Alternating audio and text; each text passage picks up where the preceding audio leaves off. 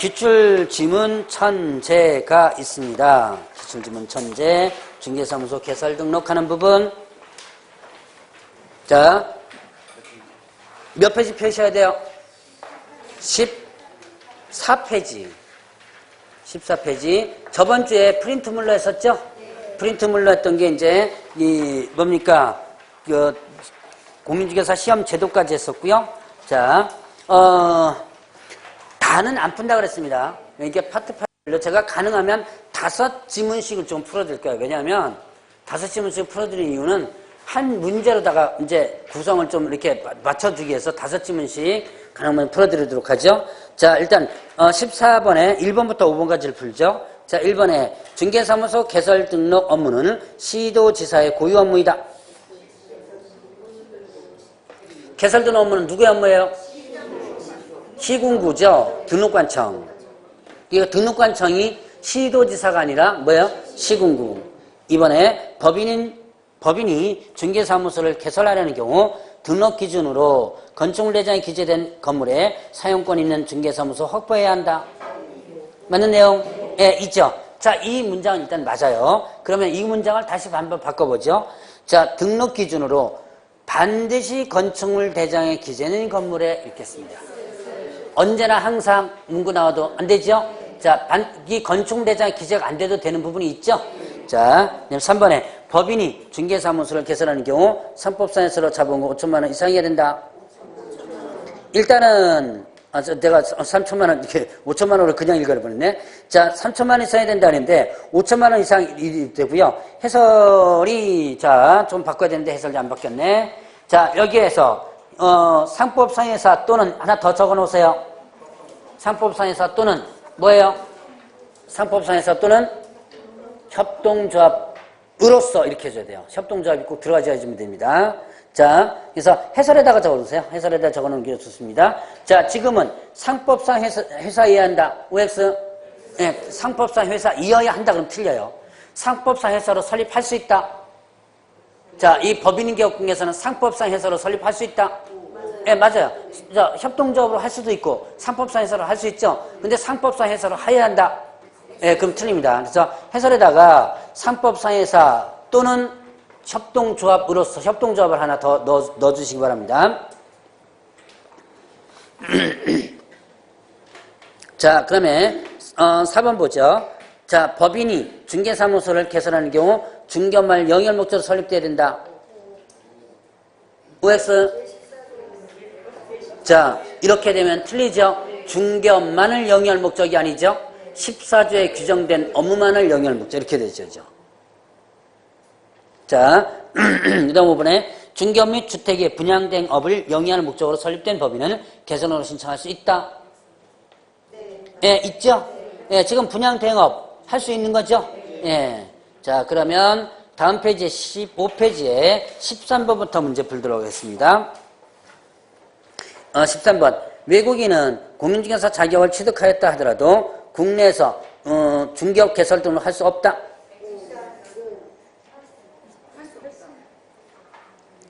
공인중개사 자격을 취득하였더라도 국내에서 개설 등을 할 수 없다. 있어 없어요? 있죠. 외국인 공인중개사 자격 취득할 수 있죠. 국내에서 우리나라 법에서 자격 취득할 수 있죠. 그럼 자격만 취득하도록 해놓고 등록 못하도록 하면 말이 안 되잖아요. 그러니까 외국인은 자격 취득할 수 있고 뭐도 할 수 있다. 등록도 당연히 할 수 있는 거죠. 자, 그러면 14번. 외국에 주된 영업소를 둔 법인이 개설 등록을 하기 위해서는 상법상 외국 회사 규정에 따른 영업소 등기를 증명할 수 있는 서류를 첨부해야 한다. 예, 맞죠? 자, 상법상 외국 회사 규정에 따른 이게 뭐라 해서 지점 등기라고 그랬죠? 자, 그래서 뭐 한국 지사 설립 등기를 하도록 하고 있는데 바로 그 등기를 했는지 여부를 확인한 서류 제출합니다. 그래서 영업소 등기를 증명한 서류. 이거 구비 서류도 나와요, 이렇게. 자, 15번 보죠. 중개사무소 개설 등록 신청서 서식에서 개업중개사 종별로는 법인과 공인중개사만 있다. OX? 맞는 내용입니다. 자, 지금 잘 보세요. 그냥 개업중개사 종별에는 법인, 공인, 부칙 세 가지죠. 근데 지금 어디에 있어요? 개설 등록 신청서 서식이죠.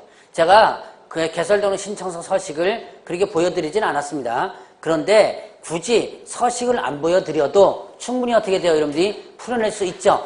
자, 부칙은요. 부칙은 등록할 수 있어 없어요? 등록 신청할 수 없는 사람이죠. 그러니까 등록 신청서의 종별에는 세 가지가 아닌 뭐와 뭐, 법인하고 공인만 기재되어 있어요. 부칙은 기재되어 있지 않습니다. 다른 데는 세 가지가 다 있어요.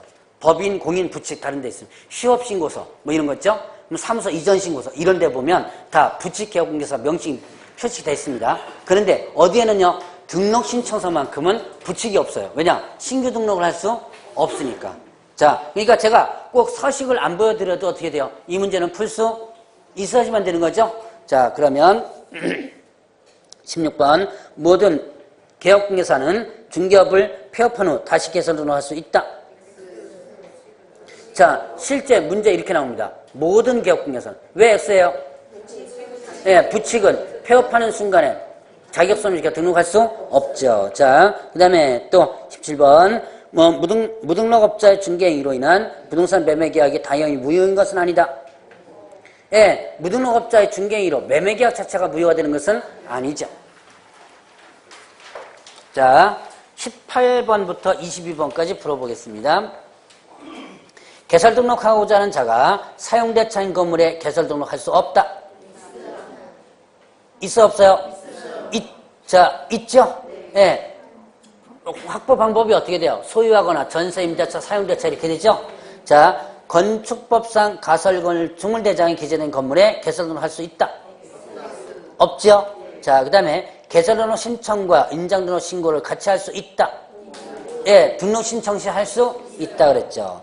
개업공개사는 다른 개업공개사의 법인의 임원이 될 수 있다. 법인의 임원 될 수 없죠. 이중 소속이 금지되죠.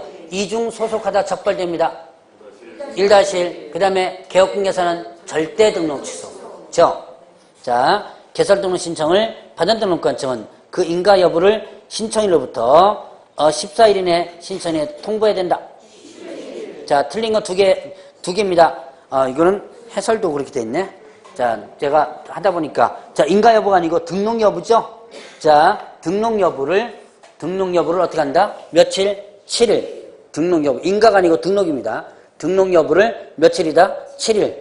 이렇게 되죠. 자, 그러면 이제 그 옆 페이지 17페이지에 28번부터 풀어보도록 하죠.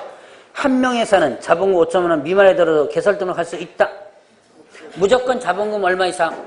5천만 원. 이거는 협동조합도 마찬가지예요. 협동조합, 새롭게 들어온 협동조합도 자본금 무조건 얼마? 5천만 원. 자, 공인중개사가 자기 명의로 개설 등록 마친 후 무자격자에게 중개사무소 경영에 관여하고 이익을 분배하였다 하더라도 그 무자격자에게 부동산 거래 중개 행위를 하도록 한 것이 아니라면 등록증 대여행위에 해당하지 않는다. OX? 예, 맞죠? 자, 이게 뭐예요? 소위 말하는 동업이죠. 제가 아마 저번 주에 이 얘기 잠깐 했을 거예요. 동업관계 자체는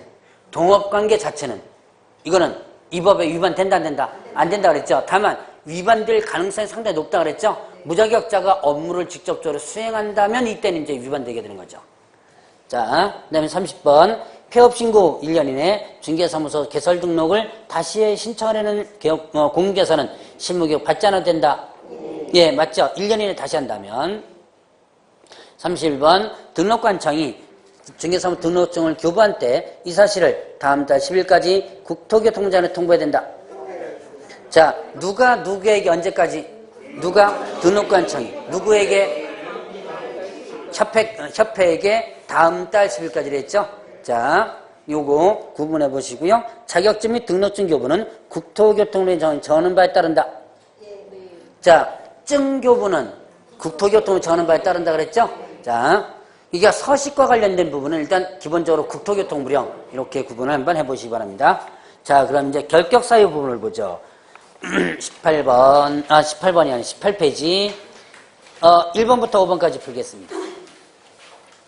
자, 법정 대리인의 동의를 얻은 미성년자는 개업공개사의 공인이 될 수 없다. 있어 없어요? 네, 동의를 받아도 할 수 없죠. 피한정 후견인 선고를 받지 않았지만 사실상 정신적 지하로 사무처리 능력이 부족한 상태에 있는 자는 공인중개사 자격을 취득하였어도 개설등록을 할 수 없다. 선고를 받기 전에는 결격사유가 아니라고 그랬죠?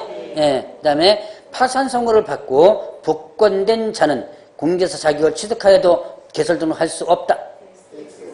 복권됐죠? 복권되면 바로 결격사에서 벗어나죠.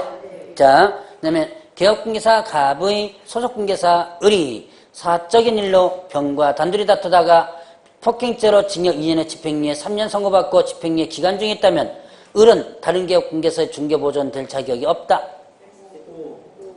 예, 자, 지금 집행유예 기간 동안이 뭐가 되는 거예요? 예, 결격사유죠? 그러니까 일단은 고용인 될 수 없는 거죠. 자, 그 다음에 5번에 징역형의 실형 선고받고 그 집행이 종료된 날로부터 3년이 경과되지 않은 자는 중개사무소 개설등록의 결격사에 해당한다. 예, 실형 선고받고 집행이 종료된 날부터 몇 년? 3년 이렇게 되죠. 자, 그러면 19페이지 9번부터 문제 풀겠습니다. 공인중개사법 위반하여 300만 원 벌금형 선고를 받고 1년이 경과되지 않은 자는 고용인이 될 수 있다. 일단 두 개가 틀렸죠? 자, 몇 년 경과? 3년. 그리고 3년 경과되지 아니한 자는 고용인 될 수 없죠. 이렇게 해주시면 되죠?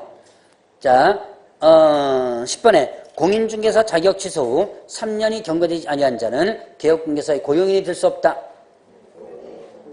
맞죠? 자격 취소되면 몇 년? 3년.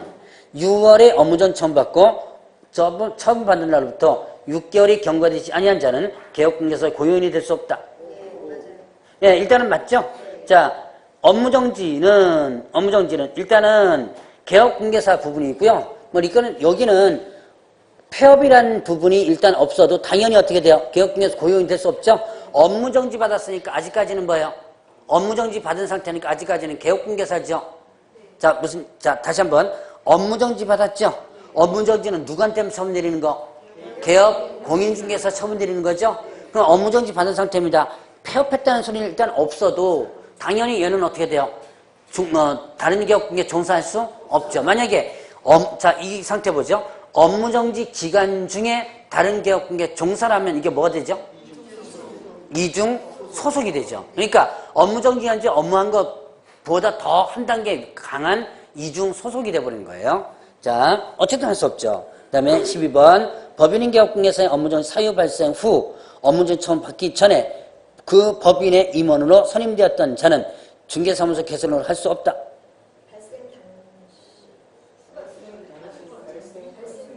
자, 이런 문제도 나왔습니다.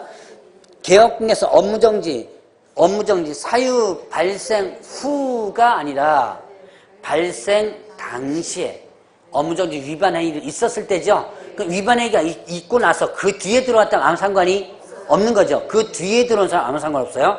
그 위반 행위가 있을 때 당시에 그때 근무했던 사람이죠. 그러니까 틀린 거죠. 업무정지 사유 발생 후가 아니라 발생 당시 이렇게 됩니다. 자, 그 다음에 13번 업무정지 처음 받고 폐업 신고를 한 자로서 업무정지 기간이 경과되지 않은 자는 중개사무소 개설을 할 수 없다. 예. 자, 그 다음에 다음 페이지 20페이지에 17번부터 문제 풀어보죠. 자, 개업공개사가 이 법을 위반하여 업무정지 처분 받은 후 그 위반 행위로 다시 300만 원 이상의 벌금형 선고받은 경우 중개사무소 개설 등록 취소 사유가 된다. 맞는 내용?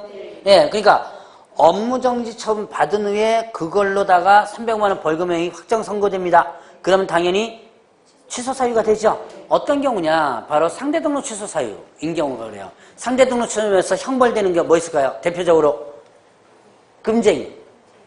자, 금쟁이. 제가 어디다 하는 것 같은데? 아, 이거구나, 이거.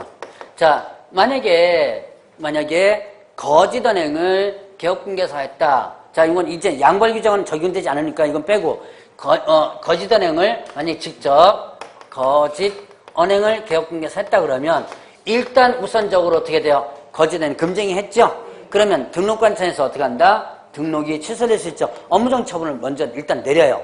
왜냐? 업무를 갖다 일단 하지 못하도록 내려놓고 나서 형벌받는, 자, 행정처분이 빠를 것 같아요? 형벌이 빠를 것 같아요? 당연히 행정처가 우선 빠르죠. 형벌은 어디까지 가야 돼요? 네, 법원까지 가서 판사가 또 여기까지 해줘야지만 되죠. 그러니까 일단 우선적으로 뭐 받아놓고 업무정지 처분 내려놓는 거예요. 그랬다가 나중에 형벌이 확정되면 300만 원 이상 확정되죠. 그럼 등록을 업무정지 기간이라도 어떻게 한다? 취소시키는 거예요. 뭐 때문에 취소시키는 거예요? 이 법 위반해서 벌금형 받은 걸로다가 벌금형 받은 걸로 취소되는 거죠.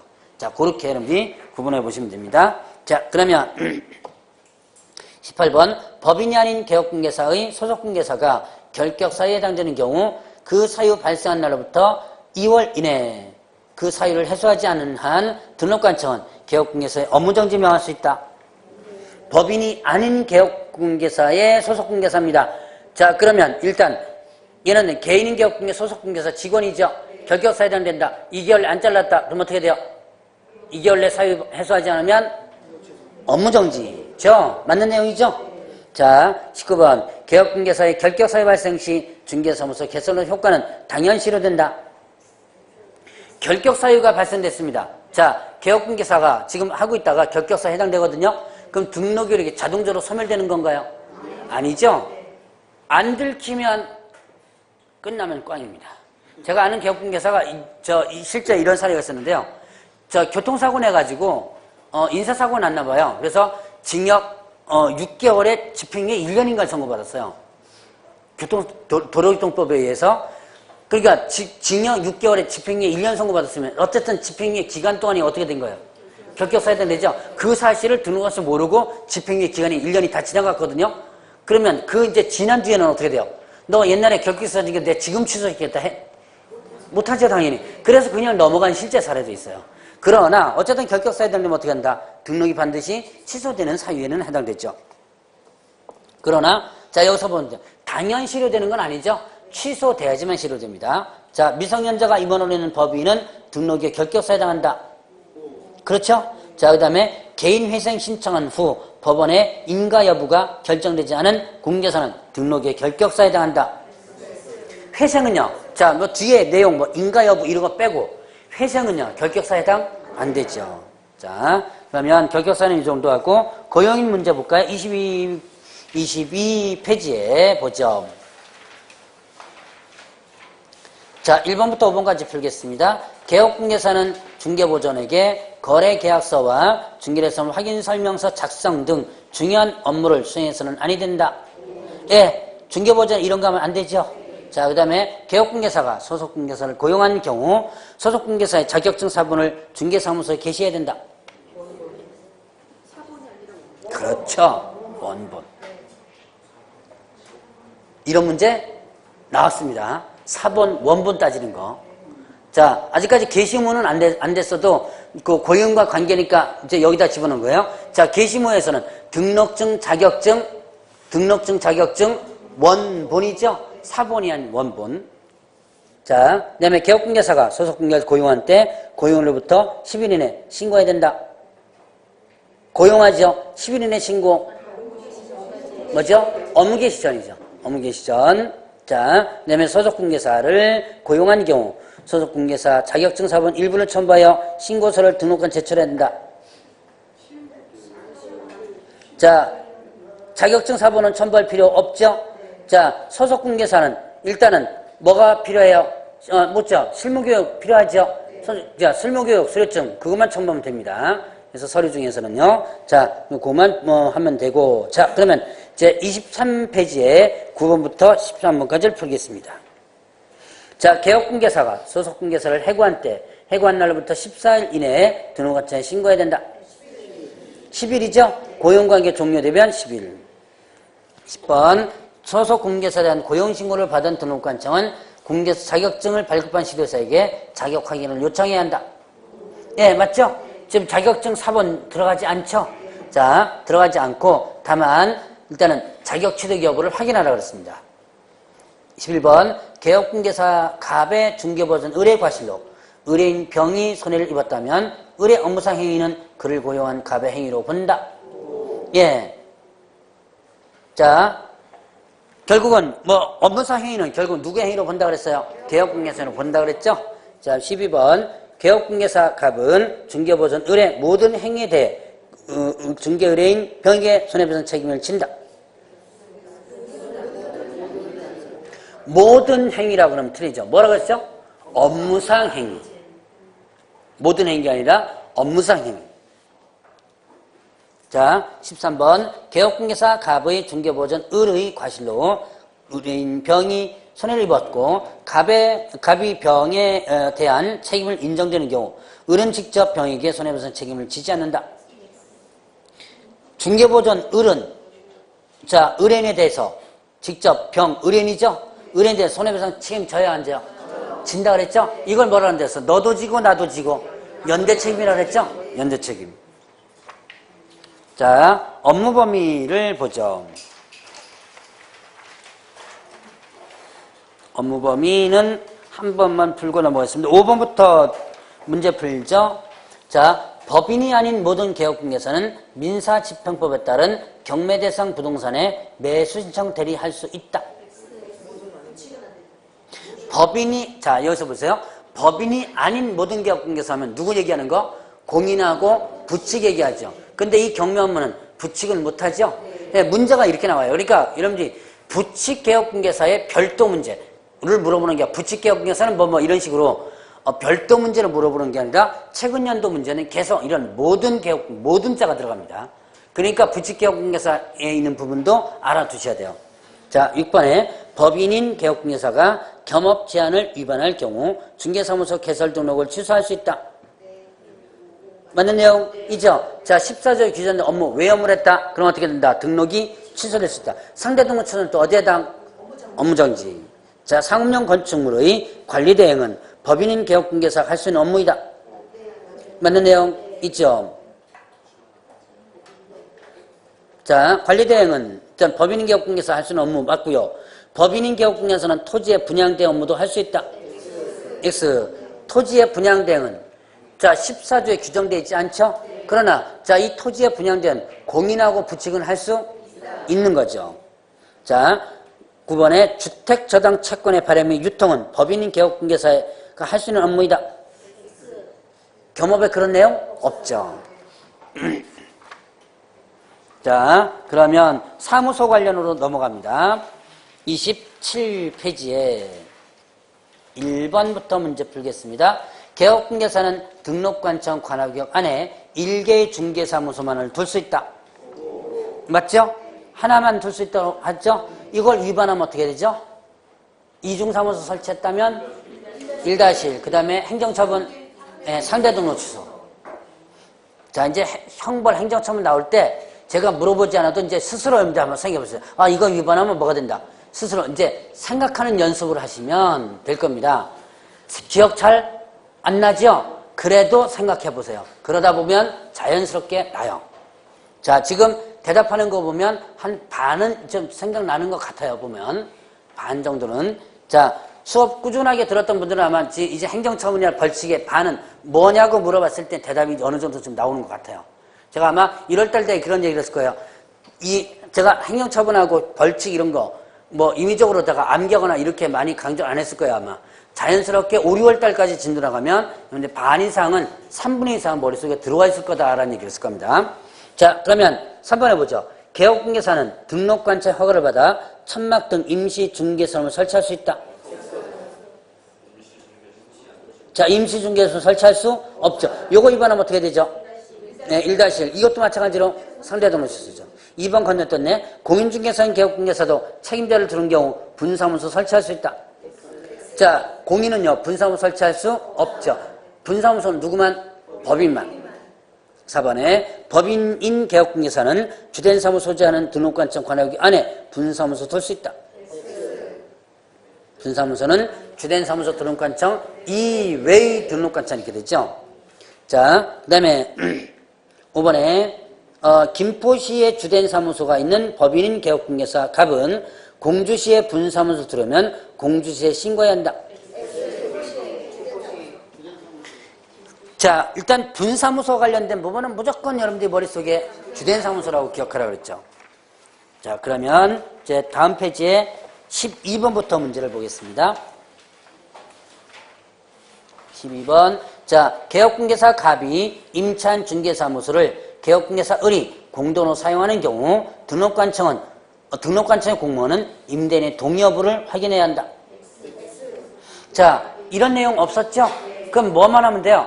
사용 승낙서만 첨부하면 되죠? 사용 승낙서. 자, 여기에서 또 하나 조심할 것은 이렇게 나올 수 있습니다. 임대인의 사용 승낙서를 첨부해야 된다. OX. 누구의 사용 승낙서요? 사용 권한 있는 자. 사용 권한 있는 자지. 이게 임대인은 아니죠? 사용 권한 있는 자. 혹은 또 이렇게 나올 수 있어요. 다른 개업공개사의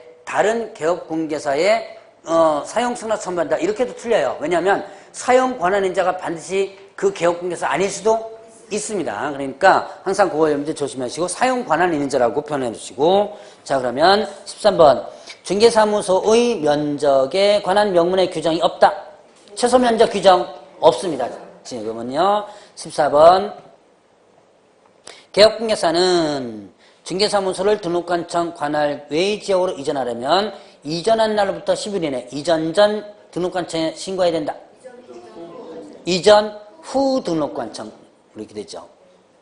15번 개업공개사가 중개사무소를 등록관청 관할 외의 지역으로 이전한 경우 이전 신고 전에 발생한 사유로 인한 개업공개사에 대한 행정처분은 이전 전 등록관청 일을 행한다. 아직까지 행정처분이 안 돼 있다면 어떻게 돼요? 행정처분은 이전 전 행위에 대한 것은 이전 후 등록관청 행하죠. 그 다음에 개업공개사가 중개사무소를 등록관청 관할 외의 지역으로 이전한 경우 이전 신고를 받은 등록관청은 원래의 등록증에 변경사항을 기재하여 교부할 수 있다. OX. 그렇죠. 자, 잘 보셔야 돼요. 여기 지금 칠판에 있네요. 자, 일단 보죠. 여기 보면 이전 후 등록관청으로 이제 이전 신고를 하게 되면 이때 관청이 틀리면 재교부 하여야 한답니다. 관청이 틀리면 재교부 하여야 한다고요. 동일관청이라면 변경교부 할 수 있다가 되는 거예요. 그러니까 변경교부 할 수 있다는 동일관청에서만 써먹는 것이지 관청이 틀릴 때는 써먹는 거 아니죠. 자, 요 16번 같은 경우는 생각보다 까다로워요. 자, 그러면 29페이지 문제를 보죠. 17번부터 풀겠습니다. 자, 법인인 개업공개사의 분사무소 이전 신고는 이전 후 분사무소 소재지 관할 등록장 해야 한다. 무조건 주된 사무소죠. 자, 18번 등록관청은 중개사무소의 이전 신고를 받은 때 그 사실을 협회에 통보해야 된다. 맞는 내용. 자, 여긴 날짜는 안 나왔지만 등록관청이 다음 달 10일까지 협회 통보하라고 그랬죠? 자, 뭐에 대해서? 등록상, 그 다음에 또 사무소 이전 신고상, 휴폐업 신고상, 자, 그 다음에 또 분사무소 설치 신고상, 고용인 신고상, 그 다음에 또 행정처분상을 했죠. 자, 이런 거 6가지 구분하라고 했습니다. 자, 19번 이전 신고 전에 발생한 사유로 인한 개업공개사에 대한 행정처분은 이전 후 등록관청 일을 행한다. 예, 맞고요. 자, 개업공개사는 소속공개사의 공개사 자격증 사본을 중개사무소에 게시해야 한다. 원본. 여기에서 문제가 나오네. 자, 다시 보죠. 요약점은 저 뒤에 나오는 것 같은데. 자, 보죠. 자, 게시 의무 있었죠? 게시 의무. 자, 등자 수업이라 했죠? 등록증 뭐예요? 등록증 뭐 뒤에 원본. 일단 등록증 원본. 자격증 뭐죠? 원본 있죠? 자, 그 다음에 또 보수, 요율표 한도표 있죠? 요율표 한도표 있었습니다. 그 다음에 또 업무보증 설정서류 있었죠? 업무보증 설정서류 있었습니다. 이 2가지는 사본 원본 규정이 없죠? 자, 그러나 요거는 2가지는 뭐다? 원본이죠. 원본. 그거 여러분들 구분을 해보시라라고 했었습니다. 자, 그러면 또 하나 더 보죠. 이제 21번 볼 차례인가요? 22번. 자, 보증 설정할 증명서류는 중개사무소에 게시해야 한다. 보증 설정 서류 게시 의무에 해당되죠. 자, 그러면 그 밑에 그 밑에 31페이지를 보겠습니다. 31페이지에 37번부터 보도록 하죠. 자, 거기 보니까 개업공개사가 설치한 5개 건물의 성명을 거짓으로 표기한 경우 500만 원의 과태료 부과한다. 네, 성명 표기하라 그랬죠? 위반하면 100만 원의 과태료 이렇게 되죠. 자, 그 다음에 38번에 법인인 개업공개사가 분사무소에 5개 건물을 설치할 경우 분사무소 설치구편증에 기재된 책임자 서명을 광고문에 표기해야 된다. 분사무소는 책임자죠. 주된 사무소는 뭐고요? 대표자고요. 자, 그 다음에 개업공개사가 아닌 자는 중개대상물에 대한 광고 표시해서는 안 된다. 맞는 내용? 예, 있죠. 맞고요. 자, 이거 위반하면 어떻게 되죠? 1-1. 자, 중개보조는 중개사무소 명칭, 소재지 및 연락처, 자기 성명을 명시하여 중개대상물에 대한 표시 광고할 수 있다. 없다. 누구만 할 수 있어요? 개업공개사만. 자, 등록관청이 위법하게 설치된 사무소 간판에 철거를 명하였음에도 이를 철거하지 않은 경우 그 철거 절차는 민사집행법에 따라야 한다. 행정대집행법. 법 이름도 이렇게 뒤집어서 나옵니다. 민사집행법에 뒤집어서 나오죠. 자, 오늘은 여기까지 했고요. 다음 주에 이거 미리미리 한번 풀어보시는 것도 괜찮습니다. 자, 다음 주에 뵙도록 하겠습니다.